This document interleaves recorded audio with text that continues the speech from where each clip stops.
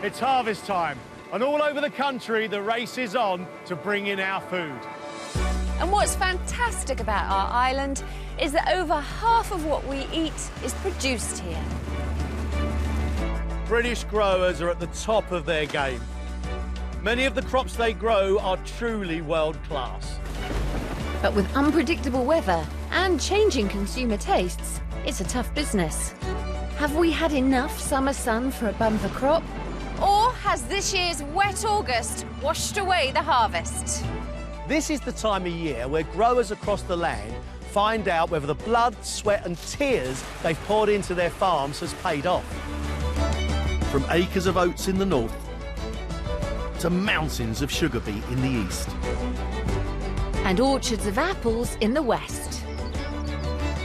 We're following the harvests of some of Britain's top producers in 3 distinct growing regions, each with their own unique set of challenges.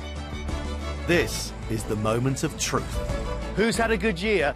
Who's felt the crunch? We're going to find out. This is Harvest 2015.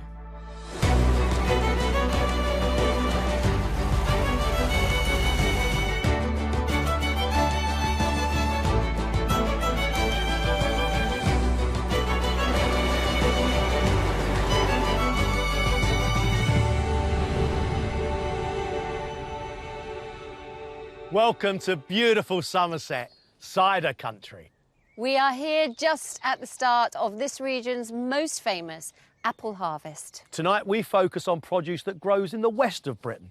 And we're here in this cider apple orchard on the southern side of the Mendip Hills. It's glorious, so glorious that you can see in the distance the Bristol Channel glinting in the sunshine. The rolling countryside of the western part of Britain gets more rainfall than the eastern part. That produces these beautiful, lush, green hills and valleys.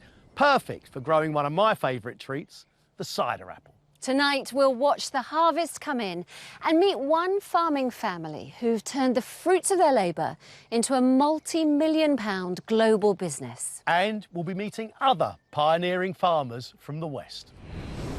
As a former greengrocer, I'm fascinated to meet the mushroom mogul who's put the British Isles on a world stage.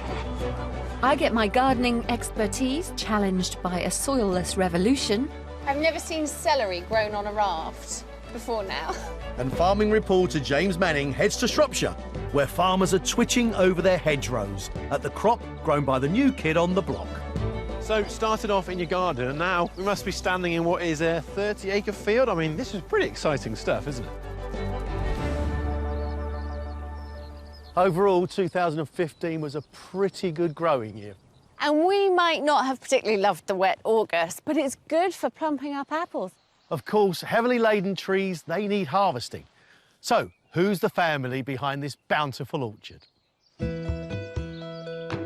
This is the Thatcher family, cider makers for 5 generations. John has been growing apples and producing cider since the 1950s. We've been making cider here for a long time, since 1904, when my grandfather came to live in Myrtle Farm. I can remember when I was a little boy that they used to make cider with a hand press. My father used to press 2 tons of apples a day, 1 ton between milkings during the day and another ton at night after they'd had tea. And now, of course, we have 5 people working on the pressing, 3 in the day and 2 at night, and they do 500 tons a day. So I've seen pressing in my lifetime here go from 2 tons a day to 500 tons a day, and that's quite spectacular. Now it's time for his son Martin to take the reins. Martin's worked on the farm since he was knee-high, and having travelled the world researching fruit juice production, he's brought another layer of experience to the family firm. I've seen a lot of change over the last nearly 30 years. Now it's not just in the UK, but we are developing an export business as well, so we export as far as Australia and America. So a remarkable change over that period of time. I'm very proud when I saw my first pint being poured in a bar in Australia. It was quite an exciting moment. There's been a a very exciting journey from being a little boy to where I am now, and I think a lot of credit has to go to my father in allowing me to learn lots of things and teaching me all about the business. I couldn't really be more proud than for him to take the business forward as he has. If my father came back now, he's been dead now 34 years, he would be absolutely amazed at what has happened. And now Martin's own children are learning the ropes. I'm very proud of my grandchildren, Eleanor and Peter. They both work very hard and they're showing every inclination to be part of the business. I think a family business, that's what it's all about. It's about being proud of the products you produce and proud of the things you do. And I hope I instill that in people here, but also my children, and they will carry on that tradition of doing things that you can be really proud of. John, you are an absolute apple expert and you've brought a beautiful array of apples here. Can you talk me through them? What are they? Well, we've got a mixture of apples, but principally we've got cooking cider apples and eating apples. That's Bramley, which are the best cooking apple in the world. They're acid, they fluff up nicely when cooked. You wouldn't want to, You wouldn't want to eat that one. No, and that's really the only apple that gives that sort of texture and that fluffy that you want in a crumble. Yeah. And this? This is a cider apple. This is Tremlett's bitter. You can taste that one if you like. It's quite sweet, but it's very, very bitter. It has the effect of drying the mouth out, and... Excuse me. It was sweet and juicy to start, then it went sharp bitter, and then it felt like my tongue was being coated in paper. What was that? Is that the... That's the effect of the tannin. Oh, that And makes dry. You get tannin in a lot of things, in black grapes, and you get it in tea. Many things have tannin, but cider apples particularly. Can we move on to something sweeter? Indeed. What is that? This is Discovery, and that is a very sweet, juicy apple. Beautiful to eat at the moment. The relief after the cider apple is incredible. That's right. Now, why have you got so many different apples here? In fact, how many have you got? Well, we've got a collection orchard with 458 varieties. And we grow 26 of those commercially.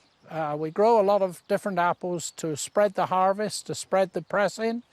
We start harvesting generally about the 1st of September, and we're harvesting through until November. I thought, wrongly obviously, that cider would have been made from one cider apple. Sometimes it is when you make a single variety cider, but generally speaking it's a blend. What, like whiskey? Yes. So you are constantly, what, blending to get what? Well, to get a complexity. So the more apples you use in a cider, the more complexity of taste you get, because, say, Somerset Red Streak gives a spicy flavour. So a little bit of Somerset Red Streak adds more complexity to that cider. You're like an apple connoisseur. I had no idea this was going. Your palate might be as good as mine. I very much doubt that. I'd like to think so. Listen, tell me about this, because I've heard this is a little bit special. Well, that is actually Katie, which is the apples we're currently harvesting today, and we make a single variety cider from it. And we're going to be finding out more about that later. All year, John's been waiting for his trees to bear fruit, and finally, we're ready for the harvest. But I've discovered, down here in Somerset, there's a harvest that goes on all year from behind closed doors.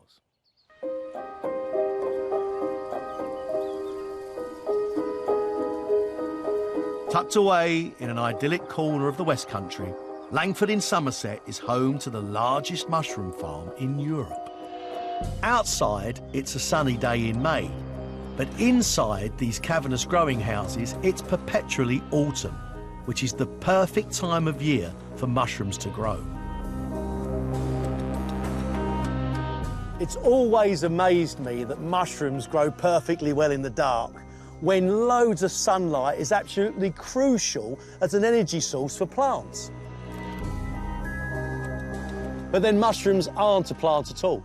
Nothing in the way they breathe, eat or grow resembles anything in the plant world.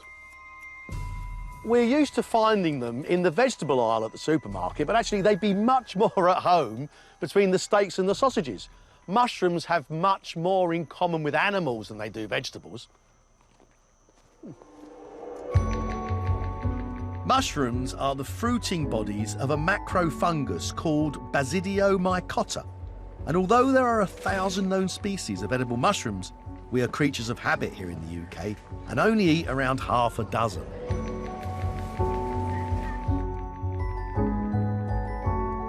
The fungus forms a network of tiny white tentacles, known as mycelium. The energy they need comes from oxygen in the air and nutrients in the soil, and that's how they're able to grow in complete darkness.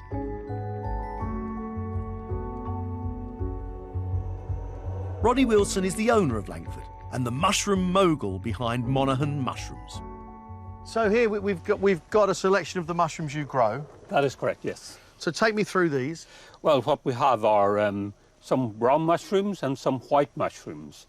And we grow these mushrooms at different sizes. I don't suppose people realise that button, cup and flat are 3 stages in the development of exactly the same mushroom. It is exactly the same mushroom. They are very subtle, different flavour sensations with each size of mushroom. Yes. That's incredible. Mushrooms undergo a dramatic change in structure as they grow, and with that comes a noticeable change in taste. Just as fruit ripens, the soft white flesh of a mushroom turns into dark spore-filled gills, which have a much stronger flavour. Even though I've handled tons of mushrooms in my time, what I'd like to know, I'm sure other people would like to know, is how do you plant mushrooms, or do you not plant them? Well, you grow mushrooms from mycelium. It's a bit like a spider's web. And what you do is you inoculate a rye grain with the mycelium. The rye grain acts basically as a carrier. Is that it there? That's it here, yes. So is there mycelium inside there? No, the mycelium is on the outside. It's the white covering. The white stuff is the mycelium? That is correct, yes. And it's wrapped around its own little food bag? Yes, that's correct. A handful of this fungus-covered grain can create a bed of mushrooms in just over 2 weeks. With growth this quick, 30 tonnes of mushrooms are produced every single day, making Monaghan Mushrooms the largest producers in Europe.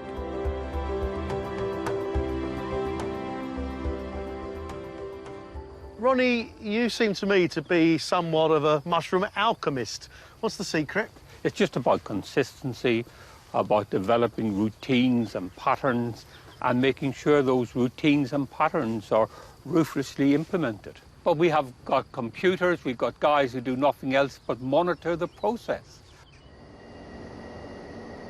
Every 3 seconds, computerised sensors record the conditions inside each growing house. Minute adjustments are then made to make sure everything is perfect. When the compost is first laid, a warm, damp environment is needed. Straw is a key ingredient that gives the compost structure. It soaks up moisture like a sponge, traps oxygen, and creates a climbing frame through which the mycelium can spread. On day 6, that's when it gets clever. That's when they trick the mushrooms. They lower the temperature and they get the mushrooms to believe that it's the first cold spell of the year. And they go mad and they start spawning. They make the fruit, the mushrooms that we eat. Now, normally, that's done automatically. But today, I'm going to do it by hand or by finger. Fans engage and the temperature plummets. Then, as if by magic, over the next 12 days, juicy white mushrooms begin to appear, doubling in size every day.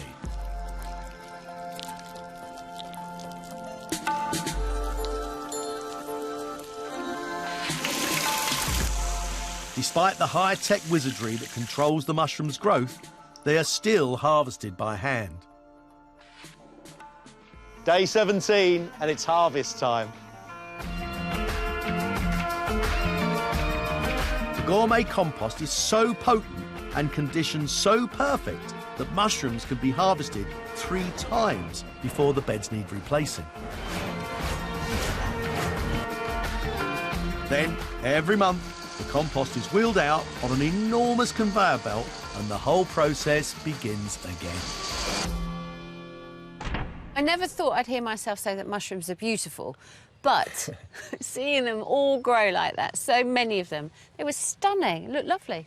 I'll tell you what I learnt from Ronnie, very, very clever. There is a chemical in the skin of the mushroom that, if it's left in sunlight, converts to vitamin D. That is a very handy tip, because also I read that most of us are deficient in vitamin D because we also get it from sunlight, and because we're using sunscreen and sun hats and keeping ourselves out of the sun more, because that's what we're told to do, we're deficient in vitamin D. Is it bones and teeth, vitamin Bones D? and teeth, yeah. It helps us use calcium efficiently. Does it help with hair growth?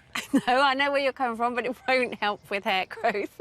And neither will vitamin C, which is a shame, because we're in an orchard groaning with it. This is the Katie apple orchard, and I cannot imagine a nicer place to be at this time. The apples seem to be just at their prime, John. They're all shining. Have you been polishing them? No, we haven't been polishing them, but you're absolutely That's what right. it looks They like. are at their prime. Today they look fantastic. The sun shining on them is exactly what we need. What are the special characteristics then of the Katie? Katie is a very early dessert apple. It's very juicy, it's got a very delicate aromatic flavour. It makes a beautiful light cider, which is very, very nice to drink on a hot summer's day. But it's a dessert apple, which means Yeah. it's just a good eater as well, eh? That's right, it's a good eater, but it's got a very short shelf life. And you say it's particularly juicy. So it is a cider maker's dream, really. Well, it is, and particularly this year, and now with the sun on them to ripen them, because we've desperately needed the sun, and now we've got it, thank goodness. Well, John, we've been following you and your family around for pretty much the whole of the growing season, which has been around about the last 9 months. And that season kicks off with an ancient annual tradition that I can't imagine anyone around here ever changing. Let's hope not. It all began with some strange goings-on in January and a traditional pagan festival known as the Wassail. Wassail means good health, and the ceremony is to encourage a good apple crop. Cider-soaked toast is hung in the trees to attract good spirits. Any evil ones are scared away with gunshots and loud noises. So we may have apples and cider next year. Today, these ancient traditions are really a chance for the villagers of Sanford to celebrate the start of the cider season. And a little more cider won't do us no harm. Hatfuls, capfuls, 3 bushel bagfuls, little eats under the stairs. Hip hip, hooray! Apple growers like John actually hoped for a winter chill. Cold sends the trees into a dormant slumber and prevents them from budding too early. It's a tense time of year for the Thatchers because an early blossom can be killed by frost, spelling disaster for the harvest. Uncomfortable that it may be to have this cold wind as we've got today, it is actually quite good for holding the crop back until the risk of frost is greatly reduced. The days lengthen and the shadows shorten, and not a day too soon, the buds begin to burst on all 200,000 trees.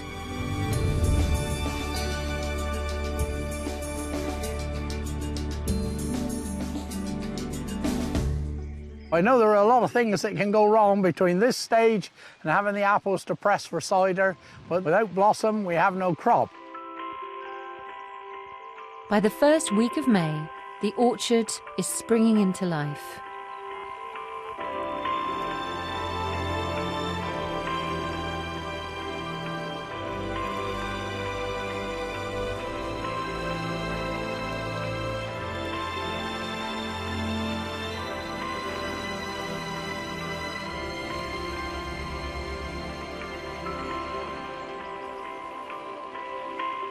The bees do their work, pollinating the apple blossom, and soon the fruit begins to set. But it's still too early for the apple grower to stop worrying, as something else has taken an interest in the crop. Sawfly is one of our major pests. That is an insect that lays its egg, and the larvae burrows into the apple and causes that hole, and eventually that apple will fall off the tree. It's rather disconcerting because I also found another one, which isn't good. Fortunately, despite a few unwanted visitors, most of the apples survive and ripen. It's been a long year for John and his family, but now the waiting is over and they're about to see the fruits of their labour. What a beautiful day to be out here in your orchards. John, it's the moment of truth, it's harvest time. How do you know when your apples are ready?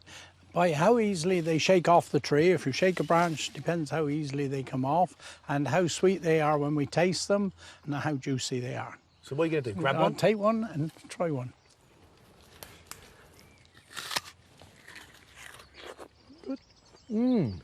What are you looking for? Sugar, flavour, slight acidity, and something that we will be able to turn into a really delightful drink for a summer's day. I love your old-fashioned values and all of that knowledge, but I suppose in this day and age, you have to be a little bit more scientific. Of course. Yeah. As Philippa is finding out with Martin underneath that oak tree over there. So what is the more scientific way of checking that your apples are ripe? Well, it's very simple. What we're looking for is sugar in the apples. So a ripe apple has lots of sugar. And an unripe apple will have lots of starch in it. And it's a very simple test. We dip the apple into iodine, and if it contains starch, then it will go black, and if it doesn't, it won't. So very simple. Lovely. So this is a Prince William apple, and this one won't be ripe for at least another month. So you know that, you know when vaguely they're going to be. Because of the variety and because of the season, we know it's going to be pretty well another month before it's ripe. As you can see, around the outside, it's all black, which is where the starch is. You can see that there's sugar in the middle, starch on the outside. Now, Katie apple is ripe, and therefore will look different. Okay, so this is the Katie coming out of the iodine, and as you can see, there are virtually no areas of black which show that it's just sugar. And why is it so important that you get this exactly right? I mean, obviously we all want to eat ripe apples, so you know, clearly want to harvest at ripeness, but for you it's really got to be specific. With Katie particularly, it's very important. There is a very short harvest window, up to a week. So we need to know the day they're ripe, and we start harvesting them so that we can get all these lovely Katie apples into the mill and into cider while they're ripe within a week. And you've got so many to harvest that you're pushing it, I guess, to get into that week window. You don't want to miss a day. You know? It's beautiful, but it's all happening around us. It's quite stressy for you guys. Yes. Yeah. Very. Well, of course, growing any crop on this scale is never going to be easy. I know just from being a gardener, there's always something lurking in the undergrowth, waiting to eat the very plant that you're trying to nurture. So how do farmers cope when their very livelihood depends on that crop? Well, to find out, I went to meet one farmer in the West who farms about 1,500 hectares, including one crop that's been in the news a lot lately. This crop has been under siege in 2015, arguably more than any other.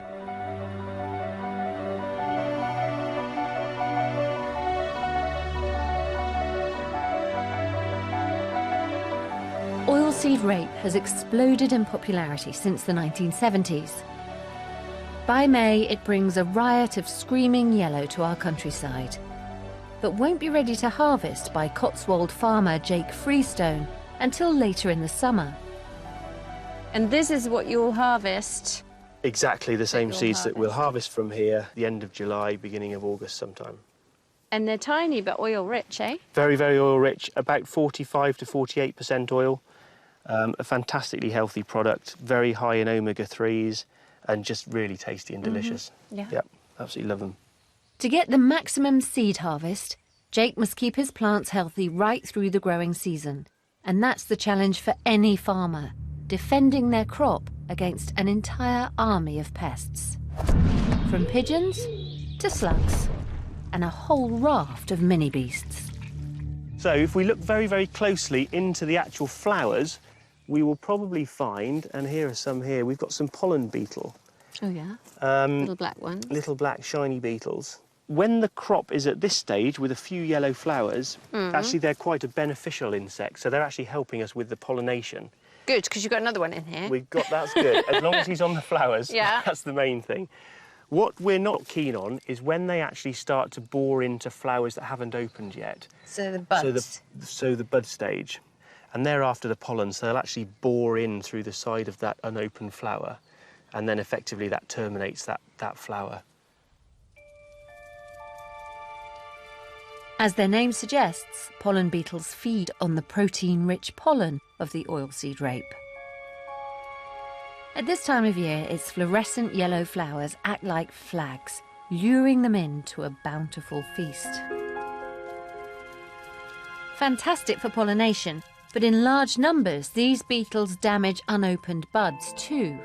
So Jake must keep a close eye on them and treat the crop with a spray if necessary.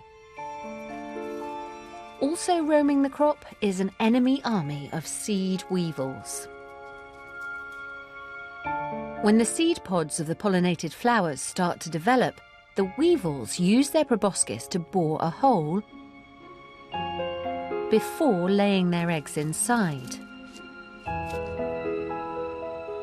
As the pod grows, the young will eat the oil seeds inside, which poses a real threat to Jake's harvest. There's another one boring away in there. Cheeky. Yeah, this one over there. Yeah.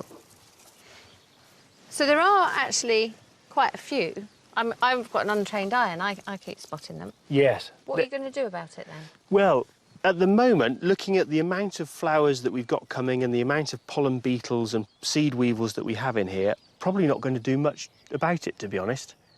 No need to treat this level of population in this crop at all. But another beetle has been creating a real pest problem for oilseed rape in 2015, the cabbage stem flea beetle.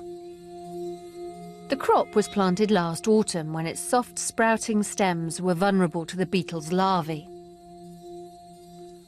As larvae, they bore their way into the stems of young plants, where they sit all winter, feasting on nutrients that were destined for the developing leaves. The stem is hollowed out, the plant is deprived of food, and its stunted growth results in a poor harvest. Previously, farmers had chemicals in their arsenal that would defend their precious crop: neonicotinoid pesticides. But in 2014, these chemicals hit the news as they became implicated in the decline of our bees. A temporary ban on the chemical was put in place to see if it had a positive impact on the bee population. So, last autumn was the first year for a number of years that we couldn't plant seeds with an insecticidal seed dressing. And this is the first crop from that planting? Correct. So these seeds have been dressed, and that's why they're blue? That's why they're blue. So the neonicotinoid seed dressing gives the plant about 6 weeks' worth of protection from attack from the adult flea beetle. While we wait to see if the ban helps the bees, farmers are nervously checking for the impact on their crops. The easiest way to find out if a plant is infected is to cut into the stem and look for any larvae inside. Fortunately, that one's clear. So they'd be like the maggot stage of the life cycle? Absolutely right. In here? In here, in the middle area of the stem. And that's where they would be intercepting the nutrients and living on the nutrients that the plant is gaining. So the nutrients don't get up to the flower and the pods and where the seeds will be. It just gets sort of intercepted along the way, really. Right, it has a huge effect on the yield. At this stage, it's looking like his crop has largely escaped attack. But Jake won't know for sure whether his yield has been affected until the seeds are ready at harvest time. So you've got a feel for him. It's quite an onslaught of mini-bees trying to eat his crop, isn't it? And you're a farmer, James, you're a farming reporter, but you also farm dairy and fruit. So you have an understanding of what that's like. How did Jake get on in the end? Well, actually, considering there was a real concern over what was going to happen with the oilseed rape harvest, Jake actually got 3.5 tonnes a hectare, which is what he'd normally get. OK, so quite good. So all good news for the oilseed grape harvest across the country? I wish I could say it was, but unfortunately not. We have been hearing some reports where it's been a lot poorer than expected, but we'll see that later on in the programme. OK, more details later, which is quite good because it's quite noisy around here, despite being in the heart of the meant-to-be peaceful West Country. Gregg Wallace has got his hand on a harvester. I love the way they get the apples from the tree. Look at this. That is just... Don't you love that? I want one of these. This machine shakes about 50,000 apples an hour. And you might think they get damaged laying on the ground like that, but they get turned into juice so quickly, it simply doesn't matter. Take cover!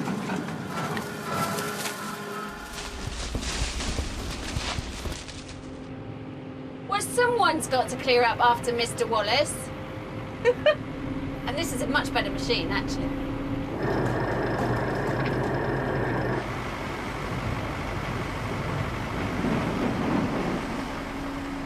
So put it into neutral. Hopper's just about full. It's pretty easy, isn't it, harvesting apples? Easy with a machine like this. But this An is expensive machine. an expensive machine like this. I would imagine. OK, so we've shaken them off the tree. We've hoovered them up. This is a giant hoover, really. It's like Enormous a bygone hoover. yes. Yeah, I'm quite liking that. This is the second part of the three-part process. The next bit is to tip all those lovely apples out of the back of the hopper into a trailer to take them into the mill. Is James ready? Do I press a button here? Yep, the hopper button. Hopper.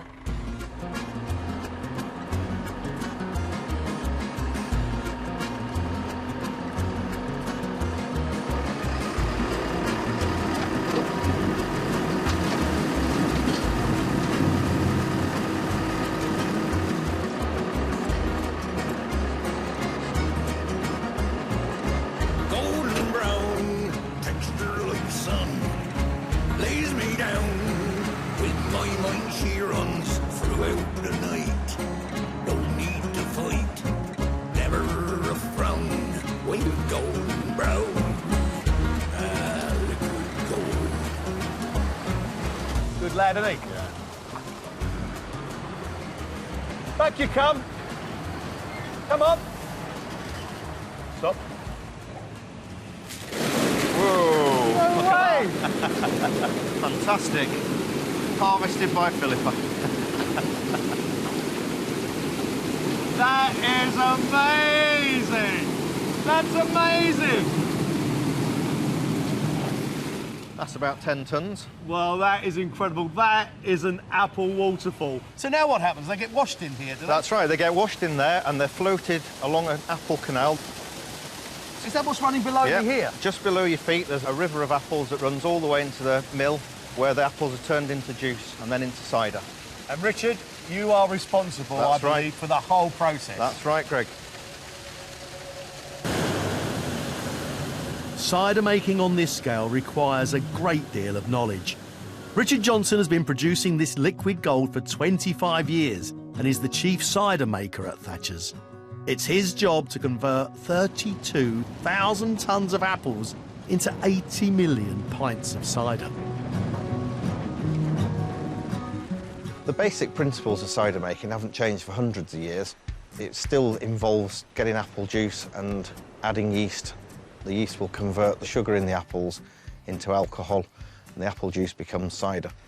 Our part of it's become more technological. We can control temperature and pressure much more closely than in the old days. All of those things help us make the product much more consistent. But the real skill of the cider maker goes beyond the factory process. All the scientists like to think we understand it all, but we don't really. There's still that little bit of magic that only your senses can tell you. It really starts back in the orchard, and you've really got to understand what varieties of apples will contribute what flavour. It's kind of like a chef puts together a meal. That's what we're trying to achieve with the cider, is get lots of different varieties that all make their own contribution and blend them together in a way that gives you a total flavour experience. Every Friday, Richard and his team get together to taste the week's output. Just a touch of citrus associated with the Jonah Gold, I think. People always laugh, but it's a very, very serious part of the cider making process. For all the testing and analysis, it's all about flavour, and the only way to check that is to go and taste it yourself. So, yeah, very nice. Pleased with that. Well, I don't mind admitting I've been very much looking forward to this. This is going to be a tasting, right? Yes, that's right. This is the most important part of cider making, and this is where the real craft of cider making comes into its own. OK, let me show you. So this is the cider in the vat. Whee. Wow. Now, there's a very important part to tasting and taking the sample of the cider. You have to go in as far as your elbow to get the cider from the right place in the vat. Have you been plunging jugs into this cider since you were a little boy? Since I was very young. Yeah. Yes. Right, here we go. Do you plunge that deep to make sure you've got a true reflection of what's in there? That's right, because the cider right next to the wood will taste slightly different. So this is the culmination of all that hard work of growing the apples, harvesting them, bringing them in, fermenting the cider, and now maturing it. So there's 3 parts to the tasting. First bit is you look at the cider. If you just slop it around the glass slightly, you can just see it hanging on the side of the glass. Yeah. That's a sign of a good cider. Okay, look at the colour. It's got this nice deep colour. It's beautiful, kind of amber And it's colour, crystal isn't it? clear. The next part of the tasting is to sniff it to get the aroma. So slop it around in your glass and then have a good sniff. Mmm. So you get that beautiful apple aroma and the cider character that makes your mouth water when you smell it. Yep. And now the tasting? And now the tasting. So when you taste it, you get a nice balance. In the centre of the tongue, you get the tannin, so that bitterness in the centre, and then the sharpness, the sour on the side of the tongue. And there should be a really nice balance between the two. Richard, can you taste the difference in the different apples in it? Yeah, what we've got here is quite a complex blend of varieties, and they all make their own contribution to the flavour of the product. So in here we can taste the Dabinet, which is the heart of the blend, but we'll layer on that and add some spicy pepperiness from Somerset Red Streak and a little bit of lingering bitterness that gives that length of flavour from Tremlett's Bitter. And then over all of that we add some of the dessert apples that give that lovely fruity sweetness, and that just makes the cidery aroma that's really sort of sweet and attractive. Is this ready to go now then? Not quite, no. This is the final stage of the maturation and blending, and this is the point where we decide if we've got the blend exactly right. If we decide it's a little bit out of balance, it can adjust the ratio of the different apples in this vat so that it's just perfect when it goes forward for bottling. So let me get this right. This tasting now isn't to see is to see whether you need to adjust it by adding different apples to it. That's right, yes. And I love the fact that we can taste those things, but you know down to the apple and how many of those apples. Practice. It's practice that makes it taste like that. What I love about this is, despite 21st century technology and you having a multinational business, that it still depends on the eye and the palate of the cider maker. The 12:30 tasting is still the most important part of the cider making process. 12:30 on a Friday. 12:30 on a Friday. Are you coming back, are you? Yeah, absolutely. No one takes holiday on a Friday. Well, cider makers aren't the only people thinking hard about farming in the future, as I found out earlier in the summer. Deepest Somerset. A revolution's rising in a rather unlikely setting. This 1-acre site is home to the largest aquaponic farm in Europe.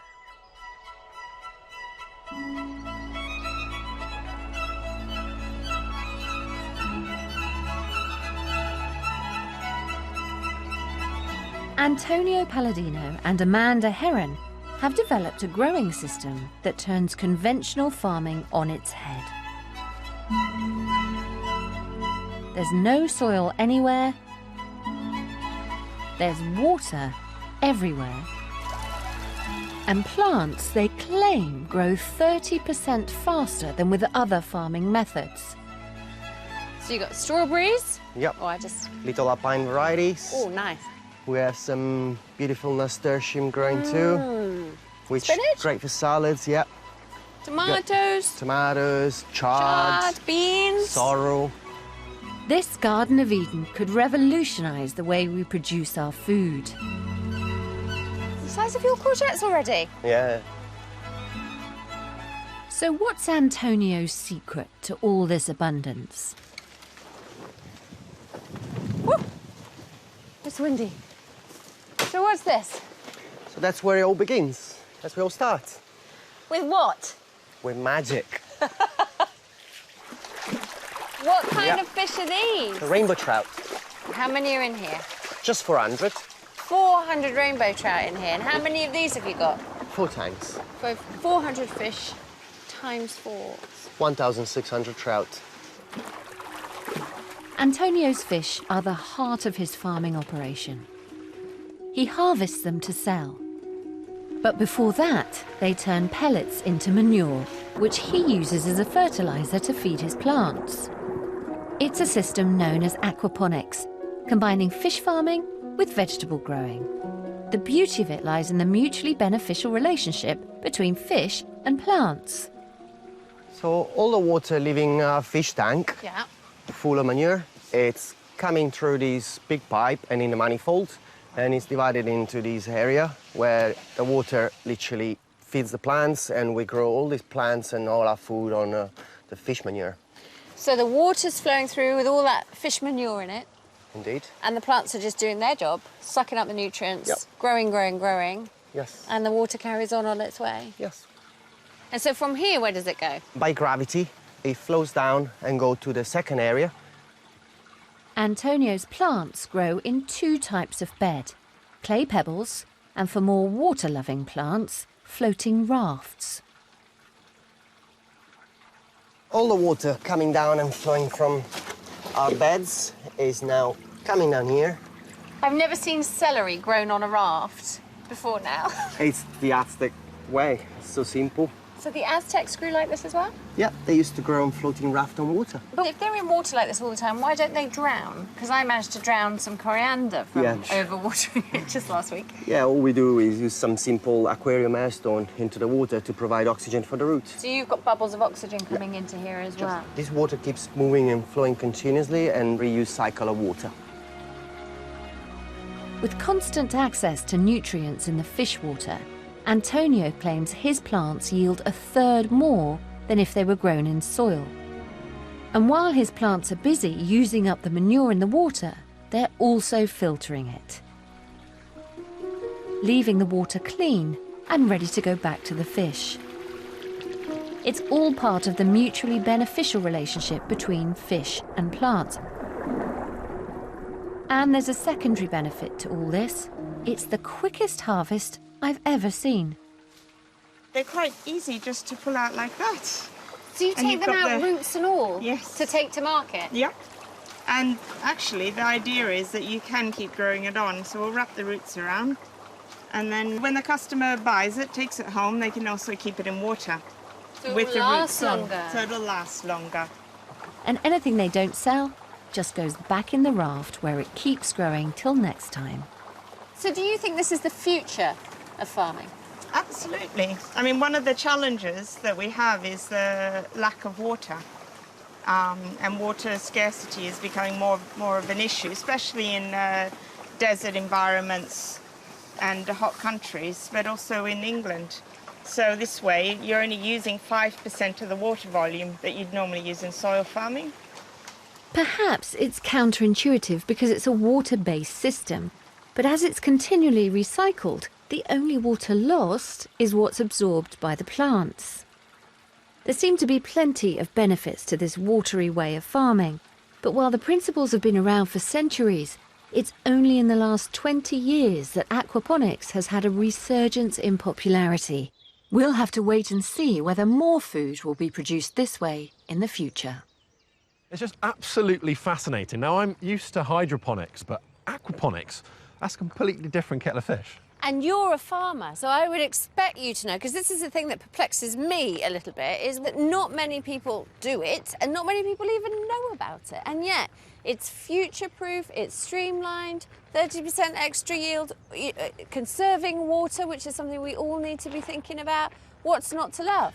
I think the hard thing from a farmer's point of view is there's no soil. You know, we're so used to combining soil and water and sun to create the perfect conditions to grow our crops or our trees, that when you take the soil away, it's quite a difficult one to get your head around. Yeah, farmers without their muck. Yeah, Yeah, basically. I think the hardest thing, he said, was setting up the initial system so that the chemistry, you know, the manure and everything else is in the right balance. Once you've got the balance right, then it's pretty straightforward from then on. It's just about your mindset, eh? You can't separate yourself from the muck. It's too traditional.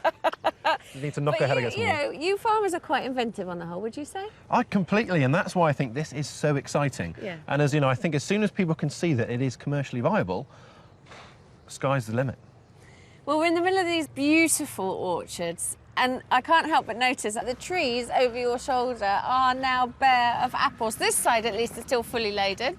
Well, that is actually because their harvest is literally happening all around us. We've got a harvester on our left right now, and they're very soon going to be going over here as well. And it's such a short window of opportunity, isn't it? While the apples are at their perfect best, that's when they've got to be harvested. At their peak, yeah. So it's a good job that John, our farmer here, is also quite inventive. He thinks he may have found a way, in fact, to streamline this whole process. Gregg. Now, knowing John as I do, he doesn't do things by halves. What about this for an invention? This is an all-in-one apple harvesting machine, or, if you like, an apple harvesting onesie. This is most certainly a world's first, and so far it's been 9 years in the making. John, only you could have dreamt this up. What is it? Why? It's a shake and catch machine. We shake the tree, catch the fruit and deliver it out at the rear end of the machine without the fruit touching the ground. And any teething problems? Yeah, we've had a few teething problems, basically with the shaking mechanism. Everything else has worked perfectly, but the shaking mechanism, we've had to go back to the drawing board twice already, and we're not even sure now if we've got it quite right. We've had the shaking mechanism grab the trees and pull them out of the ground. So that's really not what we want. Educate me, John. What's the problem with an apple falling on the ground? Well, A, it gets bruised, and B, it can get dirty. And it could be used not only in the cider industry, but also in the juice industry, and the juice industry is big throughout the world. And where labour costs are high, this machine would, or a machine like it, would be very, very useful. So, juicing all over the world, the apples are hand-picked? Yes. Crikey. That would change everything. It would. So when I come back and visit next year, what I'll see is these blue beasts all over your apples, is that right? Hopefully, yes. You are the Mr. Dyson of the fruit trade. I'd like to think so. I don't think I'm going to make his millions, so. You are most certainly an innovator. Earlier in the year, James went to Shropshire to meet another innovator with some very interesting ideas. Pioneering young farmer Stephen Jones is adding a new splash of yellow to the fields of Shropshire. This is the so-called superfood quinoa that's taken Britain by storm.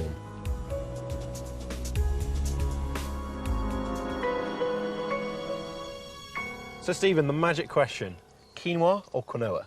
Well, I call it quinoa, and sometimes you do get a bit of stick for calling it that, but quinoa, for me, is the South American version. But personally, I don't mind either way, whichever one people feel more comfortable with. So, I think for the point of this conversation, we'll call it quinoa. That would be perfect. Quinoa has been farmed in South America for around 7,000 years. It was first trialled in Britain as a cover crop, to protect the soil rather than leaving the ground bare in between other crops. But many believe it has far more potential as a so-called superfood because it's packed full of all the essential amino acids, so it's a great source of protein. This versatile little seed can be used like a grain in place of rice or even ground into flour to make cakes and bread. Sales in Britain have steadily increased in recent years, and Stephen is now the largest producer in the UK. So how did it all start? Essentially, it started from reading a magazine article about quinoa, and I thought it sounded so healthy that I needed to try some and then see if I could actually grow it myself in the UK. So, started off in your garden, and now we must be standing in what is a 30-acre field. I mean, give me some numbers. Last year we produced about 100 tonnes, and this year we're looking at producing between 400 to 500 tonnes. This variety of quinoa has been specially bred to thrive in the European climate. But this homegrown variety has another key improvement over its more southerly ancestor. Usually, quinoa has a natural waxy coating called saponin, which must be washed off to prevent a soapy, bitter taste. Stephen's quinoa has no saponin, so it requires less processing after harvest. And we can now show the difference between saponin-coated quinoa and non-saponin-coated quinoa. Absolutely. Just shake them both really Move hard. it and shake it, like I'm shaking cocktails. Absolutely. Go for it. Really hard for a few seconds. I don't have to go to the gym tonight now, do I? No, it's a good workout for you, isn't Yeah, it? it is. Then let's have a look to see if they foamed up at all. Oh, now, wow. You should see... God, look at that. Is the variety that I'm growing hasn't got a stable foamy head, whereas the variety, which is from South America originally, has developed what we'd call a stable foam head. And that is essentially the saponin. The word soap comes from the word saponin, and that it foams up. So for us to be able to exclude that in the first place from our product, for us is a big benefit. And how does it benefit the crop in the field? I mean, is it good for wildlife still? Well, originally people said that if you don't have the saponin coating, then the birds are going to come and predate the seed from the crop. But that's just not the case. We actually find that the varieties we grow, and quinoa in general in the UK, is an absolute haven for wildlife. Fortunately, this seasonal explosion of wildlife does very little damage to the crop itself. So Stephen has no need to use pesticides against the creatures living in this strange new habitat.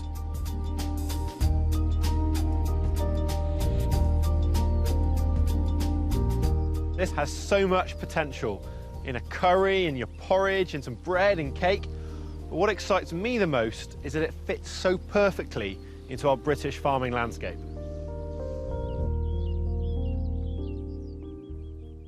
Well, from one innovator now to another. Vinny, you are quite a pioneering chef. Explain to us why exactly you are standing in a cider orchard.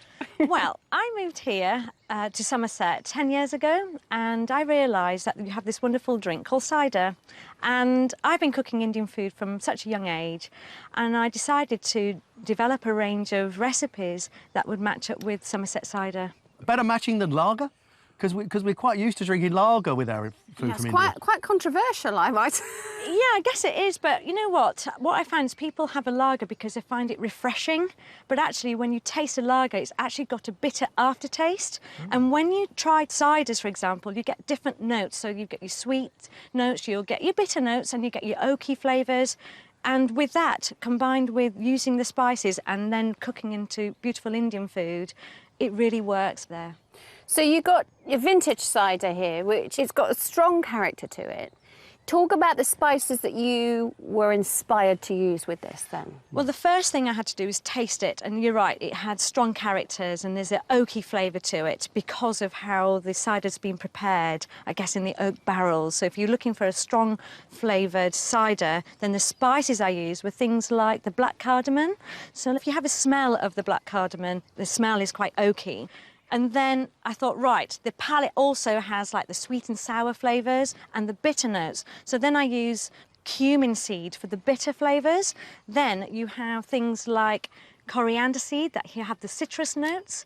So when you start to understand how the spices work, then you can match it up with the robust flavour of the cider, and then you can create a wonderful dish like lamb curry. Yeah. Would you like to try some? Would you know, because obviously the cider is sweet and sharp, and we have mint sauce traditionally with lamb, and that's sweet and sharp. So Yes. I'm fascinated to see. May I? Yes. Yeah, absolutely. Go on, you've one of the finest palates in the country here. What are you talking about? Absolutely, you're the expert. I love how you know the characteristics of each spice in the same way that our cider makers know the characteristics of each apple they put in their cider, and it's so artisan, I guess. I guess it is, but when you've got that knowledge and when you understand how these spices work, you can produce Indian food so perfectly and balanced with this cider, which has got great character, good strength. You know, the two together were perfect. Tailor-made for each other. It's gorgeous, isn't it? I think that's really, really rather clever, because the food of India starts off quite mellow and then it builds in intensity and flavour directions, which is exactly the same as the cider does. Both these dishes start off sweet and go into sharp and bitter. Both of them, they actually mirror each other. So it's what we do with our harvest that really matters at the end of the day, isn't it? You carry on talking, I'm all right here with the pot. There we go. Well, it is delicious, and I know somebody else who'd be quite keen to try that out after he's done the harvest headlines. James. Time for the harvest report. I am going to start with oilseed rape, which has actually been all over the headlines this year. I've got friends, farming friends, who've been really concerned, so it's going to be really interesting to find out exactly how everyone has got on. Now, it's been a similar story all the way up the country. Yields have been coming in at 3.6 to 3.8 tonnes per hectare, which is fairly good compared to normal years. Unfortunately, it's been not that great for everyone. This M11 corridor here, farmers have been having a real problem with the cabbage stem flea beetle. I went to see Essex farmer Tom Bradshaw to find out more. First day of harvest, Tom, how's it all going? Yeah, you're always a bit nervous, very excited. You just don't know how things are going to be. You can see we're in a slightly patchy field of oilseed here. We'd normally expect it to be about this high, and you'd like it to be nice and even across the field, but we've only got about a couple of plants per metre squared here. And it's really been attacked by the flea beetle in the autumn. So they've taken whole plants out, but they've also affected some of those that are still left in the field. If we get one which has been badly affected and cut this open, I think what we'll find is that inside, rather than being that lovely white colour, you can see here the pith inside it has been eaten by the larvae. Almost looks like it's sort of mouldy inside, doesn't it? That's the sort of appearance that you get. Exactly, so they've been eating the inside of the stem, living off that, and effectively it stops all the nutrients going up to fill the seeds. So not only have we got less plants, but we're going to end up with the seeds being smaller so that the seeds haven't actually been able to fill. And how does that affect the yield of the crop, Tom? The speculation is anything that it could fall between 1/3 and 50%. So it's going to have a major impact on the economics of growing the crop. It really could be the death knell for oilseed rape. Poor old Tom, what a nightmare. You had a tough year. Back now to the West Country, which is where we currently are, and it's famous for its apples, but also famous for brassicas. Indeed. Now, it's been a bit of a mixed bag for the brassica guys. Now, we've spoken to a guy called David Simmons here down in Cornwall. Now, he grows cauliflower, cabbages, broccoli and courgettes. This is what he had to say. A dry May and June meant that growth was slow. However, growth did pick up when the rain arrived. But, now this is the big but, it made it tricky to harvest. Now, I think that pretty much sums up what most farmers have seen across the country. Well, that's how the weather's affected the brassicas, but how has it affected our apples? Well, I'm going to leave that one to our resident apple expert, John Thatcher. Hello. John, how's the apple harvest going to be then? Well, we hope very good. Our first variety has been very good, Katie. So you are expecting a big one, maybe record yields? Yes, hopefully the biggest crop we've ever had. Fantastic. Well, I think it's probably about time that we had a bit of a taste of some cider, isn't it? Very good idea. Thank you. Shall I take that middle one? I'm going to drop them all. Here. Wow, the greatest yield. Beautiful. Time for a taste? Absolutely. Cheers, guys. Cheers. Cheers. And thank you so much for having us. Oh, I'll take that on a hot summer's day. Absolutely gorgeous. Well, I cannot think of a nicer way to celebrate the end of harvest 2015, can you? Lovely. Except to say our very grateful thanks to all the farmers who've helped us out at this, their busiest time of year. So thank you very much. And goodbye. Cheers. Cheers. Cheers.